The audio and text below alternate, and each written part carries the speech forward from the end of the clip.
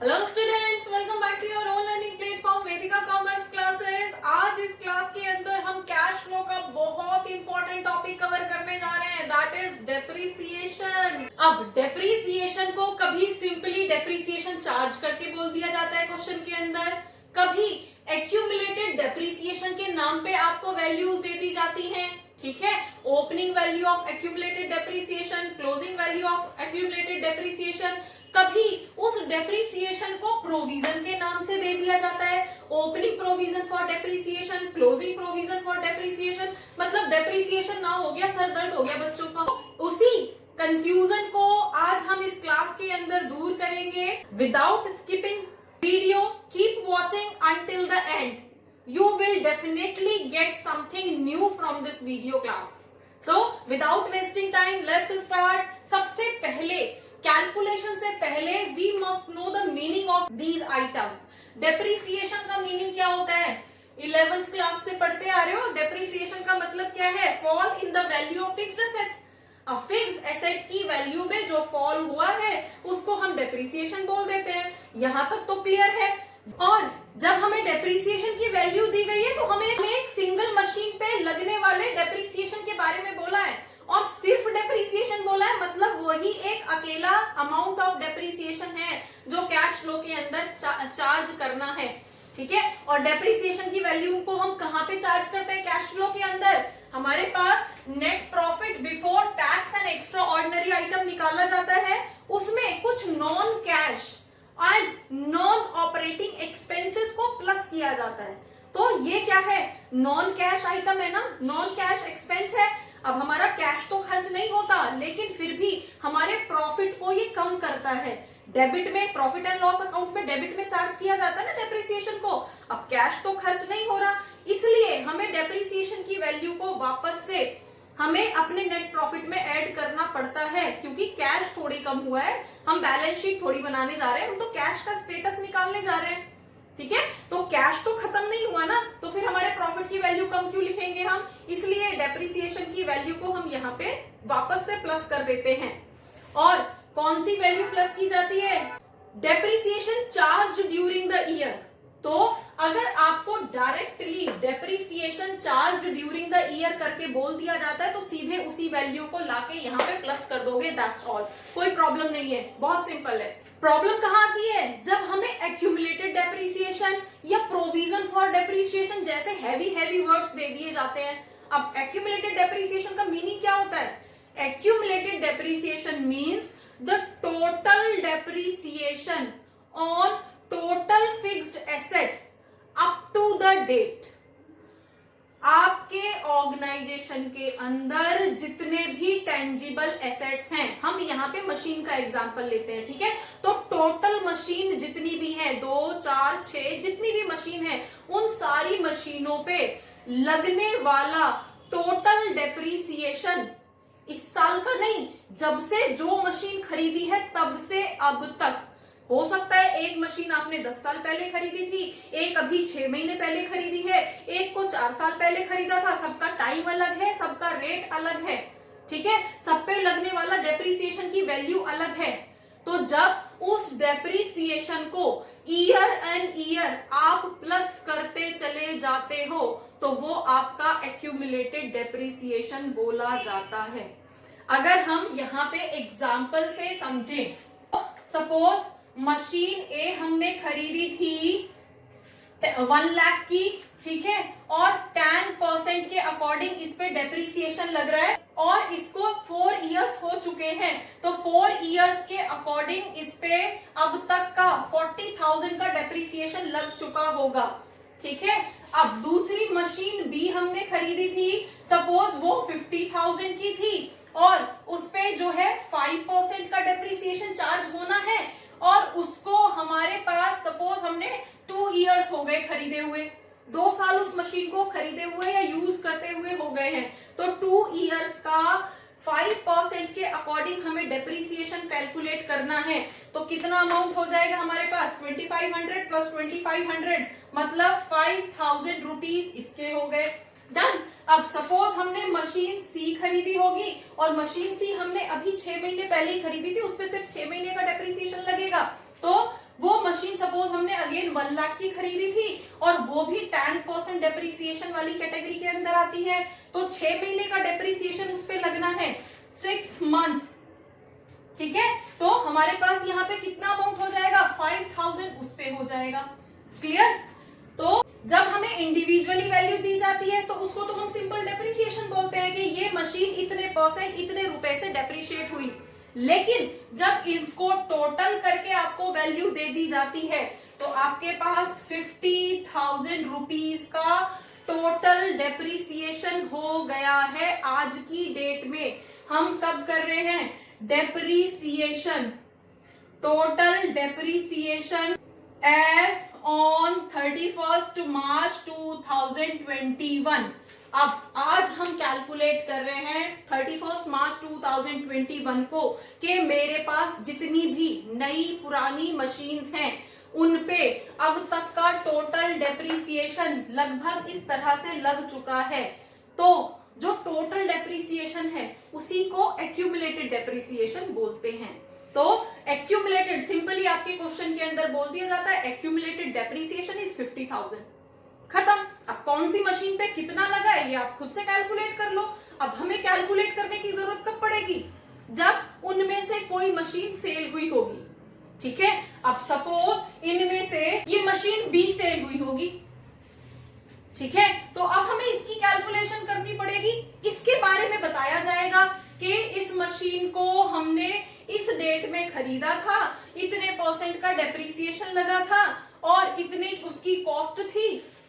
ठीक है, उस पे एक्यूमुलेटेड डेप्रिसिएशन 5000 का लग चुका था, मतलब उस पर्टिकुलर मशीन पे। ठीक है, तो इसके लिए हम अलग से कैलकुलेशन कर लेंगे। अब कैसे करेंगे वो हम अभी आगे। डन। तो हमारे पास एक्यूमुलेटेड डेप्रिसिएशन क्या होता है, total depreciation on total fixed assets up to the date, मतलब जो भी डेट आपको दी गई है उस डेट तक। जैसे हमने यहाँ पे कैलकुलेट किया है, अब 2021 में हम पिछले 4 सालों से यूज होने वाली मशीनों को भी काउंट कर रहे हैं।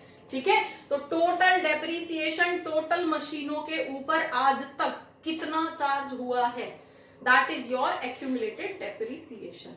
Done. Same provision for depreciation. अब प्रोविजन फॉर डेप्रिसिएशन क्या होता है, अब प्रोविजन तो हम पहले ही ऑलरेडी कई क्लासेस के अंदर पढ़ चुके हैं, provision for tax, provision for bad debts. Now same manner में हमारा प्रोविजन फॉर डेप्रिसिएशन कैलकुलेट होगा। अगर आप लोगों ने प्रोविजन फॉर टैक्स कैसे कैलकुलेट करते हैं कैश फ्लो के अंदर नहीं देखा है तो लिंक डिस्क्रिप्शन बॉक्स के अंदर दिया गया है, एक बार आप देख लेना। वहां पे भी हमने मल्टीपल स्टेजेस के अंदर टैक्स की जब एक वैल्यू दी गई होती है तो कैसे ट्रीट करते हैं, 2 वैल्यू दी गई होती है तो कैसे ट्रीट करते हैं, और 3 या मल्टीपल वैल्यूज दी गई होती है तो उनको कैसे ट्रीट करते हैं, ये सारी चीजें हमने वहां पे डिस्कस की है। ठीक है, तो सेम मैनर में ही हमारे पास प्रोविजन फॉर डेप्रिसिएशन होगा। और जब भी आपके पास प्रोविजन फॉर डेप्रिसिएशन या एक्यूमुलेटेड वैल्यू ऑफ डेप्रिसिएशन दी जाएगी तो हमेशा आपको 2 वैल्यूज दी जाएंगी, opening value of provision for depreciation and closing value of provision for depreciation. Same accumulated के केस में होगा, opening value of accumulated depreciation and closing value of accumulated depreciation. ठीक है, तो और प्रोविजन होता क्या है, प्रोविजन आपका एडवांस रखा हुआ पैसा है कि आपको पता है हमारे पास इतनी मशीनें हैं, लगभग उन पे इतने इतने परसेंट का डेप्रिसिएशन लगेगा, तो इतना अमाउंट हमारा प्रॉफिट के अगेंस्ट डेप्रिसिएशन के नाम पे चार्ज होगा। आपको आइडिया तो होता है ना, मशीन आप यूज कर रहे हो उन पे कितना परसेंट डेप्रिसिएशन लगेगा, तो ऑर्गेनाइजेशन को इतना आइडिया होता है। अकॉर्डिंगली वो कुछ पैसा एक साइड रख देते हैं डेप्रिसिएशन प्रोविजन के नाम से, मतलब इस पैसे को हम सिर्फ और सिर्फ जब डेप्रिसिएशन लगेगा तब उसके लिए हम इस पैसे को यूज करेंगे, अदरवाइज हम इस पैसे को यूज नहीं करेंगे, that is provision. Same manner में टैक्स का प्रोविजन बनाया जाता है। अब ये पैसा कहीं खर्च नहीं हो रहा है, आप ही के पास था, आप ही के पास रखा हुआ है, लेकिन आपने साइड में थोड़ा सा कैश एडजस्ट करके रख दिया है। अब जब खर्च नहीं हुआ है तो वापस से हमें अपने नेट प्रॉफिट के अंदर डालना पड़ेगा ना।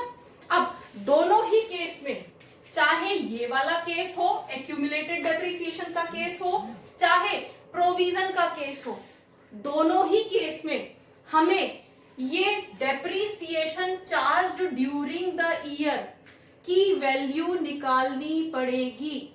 आपको एक्यूमुलेटेड डेप्रिसिएशन का ओपनिंग वैल्यू दी है, एक्यूमुलेटेड डेप्रिसिएशन की या प्रोविजन के नाम से क्लोजिंग वैल्यू दी गई है, तो ओपनिंग और क्लोजिंग दो वैल्यू दी गई हैं, तो वहां पे कैसे कैलकुलेट करोगे?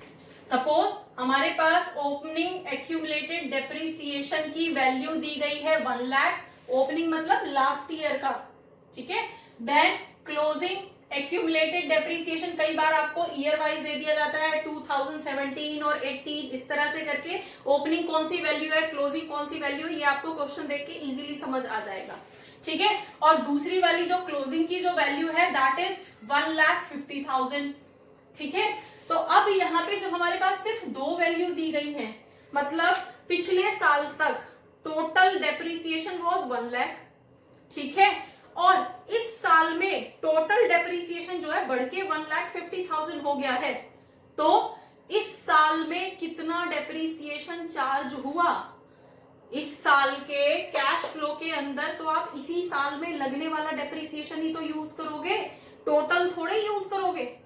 तो उस केस में इन क्लोजिंग में से ओपनिंग को माइनस कर दोगे और आपके पास वैल्यू क्या बची, 50,000 रुपीज बची। और ये क्या होगा, इसका मतलब है कि इस साल में जो डेप्रिसिएशन चार्ज हुआ है मशीनों पे वो 50,000 है, क्योंकि पिछले साल तक टोटल डेप्रिसिएशन 1 लाख था और इस साल में बढ़ के वो 1,50,000 हो गया है। तो इस साल में कितना बढ़ा है, 50,000 ही तो बढ़ा है, तो 50,000 रुपीज हम यहाँ पे प्लस कर देंगे। क्लियर? तो हमारे पास डेप्रिसिएशन चार्ज की वैल्यू जो है 50,000 दी जाएगी। डन। अब क्वेश्चन आता है कि आपको ओपनिंग एक्यूमुलेटेड वैल्यू दी गई है, अब एक्यूमुलेटेड और प्रोविजन दोनों सेम तरह से ही ट्रीट होंगे बेटा, ठीक है। अब ये आपको एक्यूमुलेटेड डेप्रिसिएशन के नाम से दी जा सकती है या प्रोविजन फॉर डेप्रिसिएशन के नाम से दी जा सकती है, ट्रीटमेंट दोनों का सेम है, ठीक है।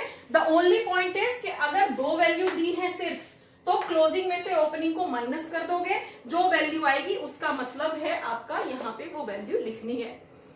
प्रॉब्लम कब आती है, जब आपको एडिशनल इंफॉर्मेशन दे दी जाती है। अब एडिशनल इंफॉर्मेशन जैसे कि इनमें से आपका टोटल डेप्रिसिएशन पिछले साल तक 1 लाख था, अब इस साल में वो 1,50,000 हो गया है। अब इसमें से एक मशीन जो है वो 20,000 की थी, ठीक है, मशीन 20,000 की कॉस्ट थी उसकी, और अब उस बुक वैल्यू है वो 14,000 रह गई है। अब ठीक है, हम at the end of financial year की बात कर रहे हैं। अब 14,000 उसकी बुक वैल्यू रह गई है और उसको हमने सेल कर दिया सपोज 18,000 का, 18,000 में हमने उसे सेल कर दिया।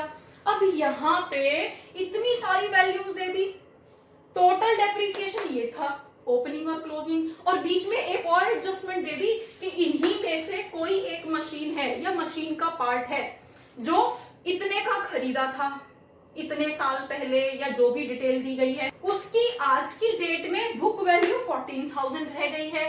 बुक वैल्यू मतलब 20,000 की खरीदी थी और आज की डेट में अगर 14,000 बच गई है, तो पिछले कुछ सालों में जब से हम उसको यूज कर रहे हैं तब से अब तक इस पे 6,000 का डेप्रिसिएशन लग चुका है, जब से हमने खरीदी है और आज तक। इस पे सिर्फ इस वाली मशीन की बात कर रहे हैं, टोटल की बात नहीं कर रहे हैं।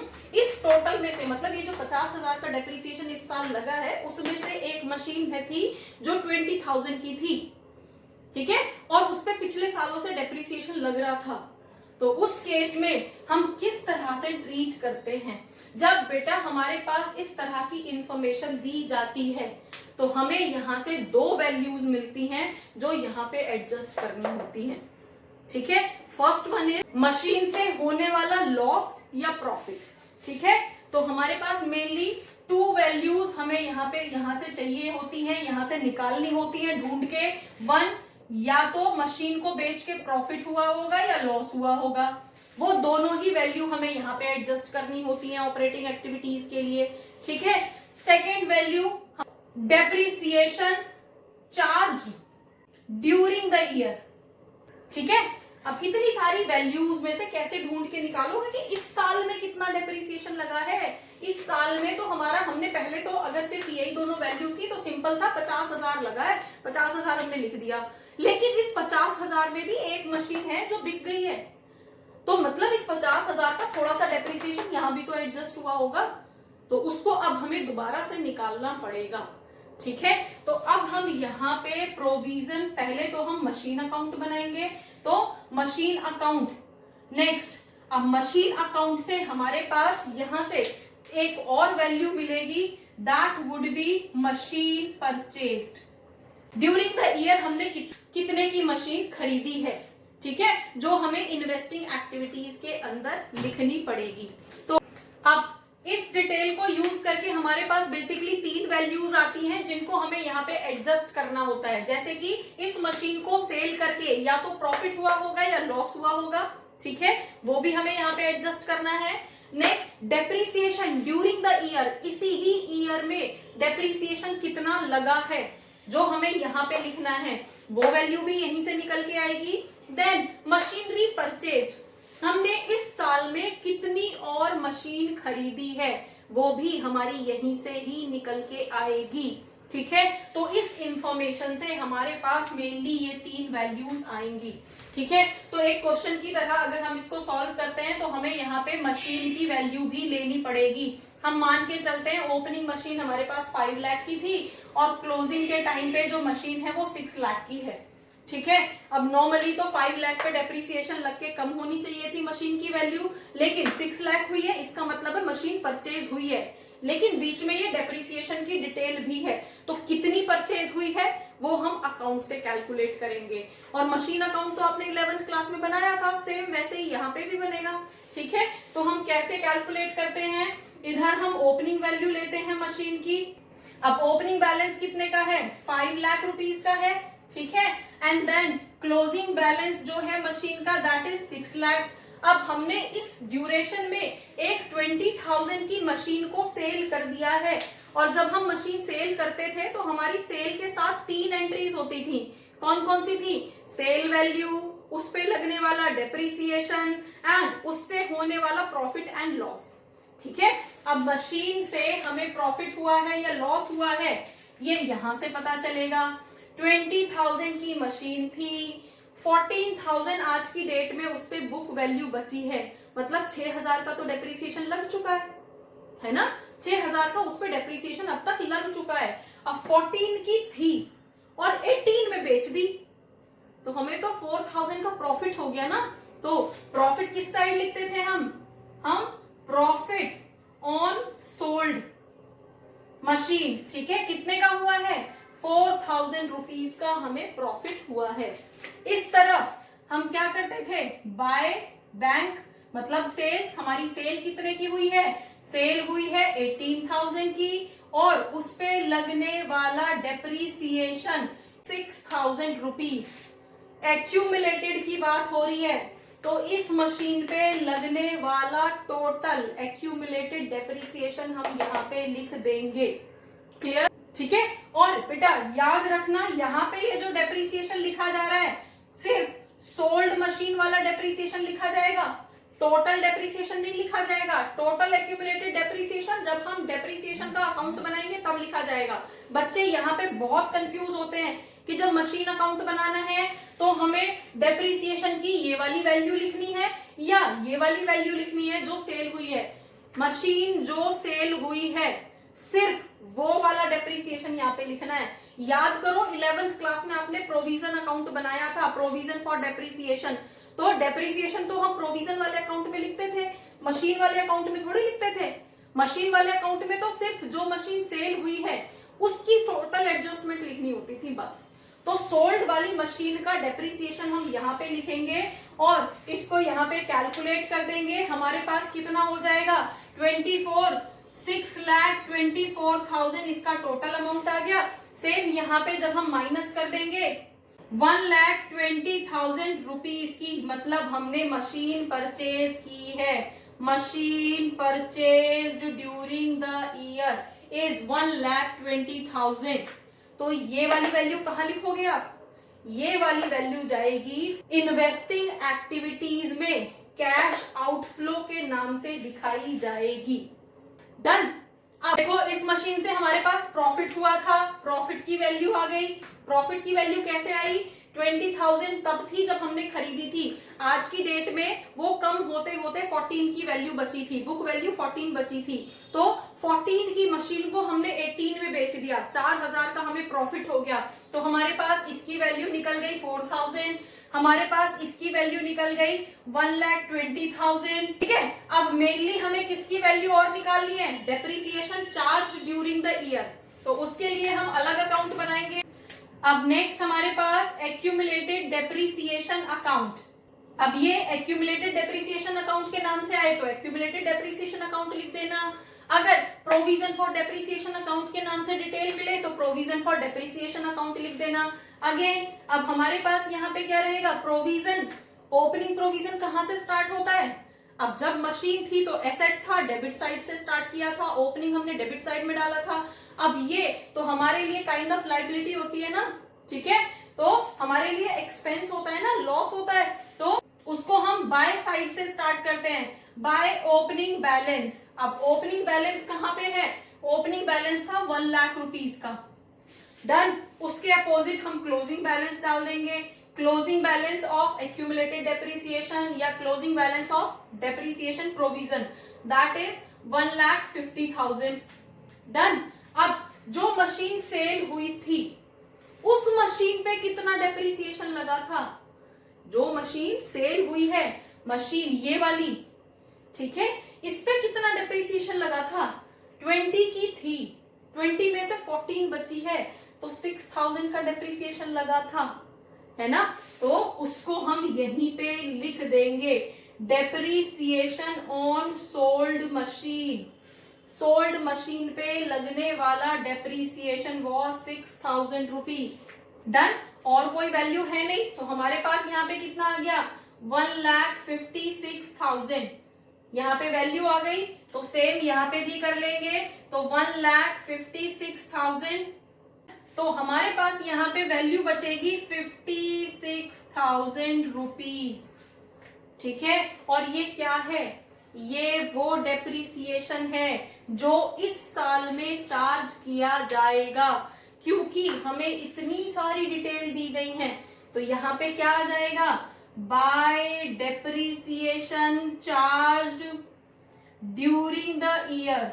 ठीक है, मतलब ये वाली वैल्यू है जो यहाँ पे जाके लिखी जाएगी अगर इतनी सारी डिटेल आपको क्वेश्चन के अंदर दी गई है।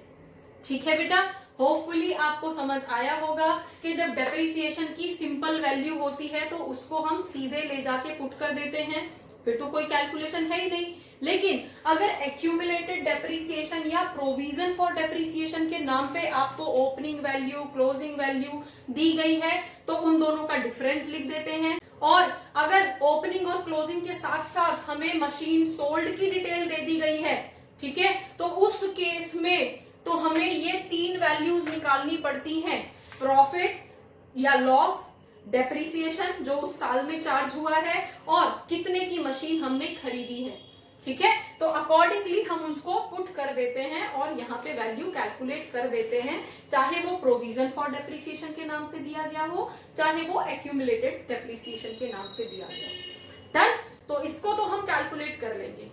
कई बार आपको कंफ्यूज करने के लिए ऐसा भी दिया जाता है कि इतनी सारी डिटेल भी दे दी और लास्ट में एक सेंटेंस लिख दिया, depreciation charged during the year. ठीक है, सपोज इतनी सारी वैल्यू थी और साथ में लिख दिया, एक वैल्यू लिख दी, depreciation charged during the year equals to suppose 60,000। ये सेंटेंस डाल दिया इतनी सारी डिटेल देने के बाद, तो क्या करोगे? कंफ्यूज होने की जरूरत नहीं है, हमें यही तो चाहिए थी, depreciation charge during the year ही तो निकाला था हमने इतनी सारी कैलकुलेशन में से। तो जब वो चीज हमें डायरेक्टली दे दी जाएगी तो उसी वैल्यू को सीधे वहां पे पुट कर देंगे, हमें इतनी कैलकुलेशन करने की जरूरत नहीं है। मशीन कितने की खरीदी, नई मशीन कितने की खरीदी, इन्वेस्टिंग एक्टिविटी में लिखना है, तो उसके लिए तो हमें यहाँ पे ये कैलकुलेशन मतलब मशीन अकाउंट बनाना पड़ेगा। अदरवाइज तो हमें ये सब बनाने की जरूरत ही नहीं है। जब हमें ये सेंटेंस दे दिया क्वेश्चन में तो हम सीधे यही वाली वैल्यू पुट कर देंगे, खत्म। यहाँ पे बेटा डेप्रिसिएशन बच्चों को कंफ्यूज करने के लिए डिफरेंट डिफरेंट लैंग्वेज में दिया जाता है, तो आपको थोड़ा सा अलर्ट रहना है और अकॉर्डिंगली उस डेप्रिसिएशन के क्वेश्चन को सॉल्व करना है। तो होपफुली डेप्रिसिएशन का क्वेश्चन किसी भी लैंग्वेज में आपको दिया जाएगा तो अब उसको सॉल्व कर पाएंगे। Hopefully you must have learned something from this video. So keep watching, keep learning. Thank you.